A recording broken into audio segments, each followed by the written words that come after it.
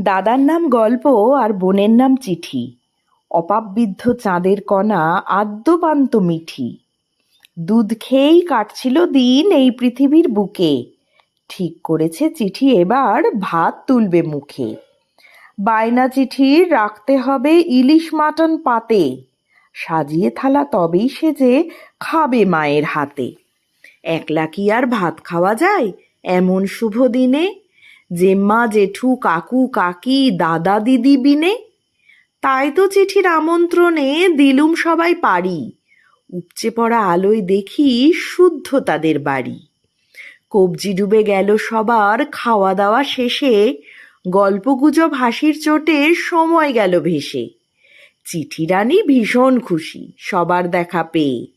তৃপ্তি ভরে ঢেকুর তোলে প্রথম ভাত খেয়ে। ভালো থাকুক ছোট্ট পরি আনন্দে উচ্ছ্বাসে। ভালোবেসে গল্প দাদা জড়িয়ে থাক পাশে। একত্র হয় কাছের মানুষ, আনন্দ কয় তারে। মানুষ কেন একলা চলো বলে বারে বারে। চিঠির এখন ঘুম হয় না এই কথাটি ভেবে। কে আছো গো এ প্রশ্নের উত্তরটা দেবে?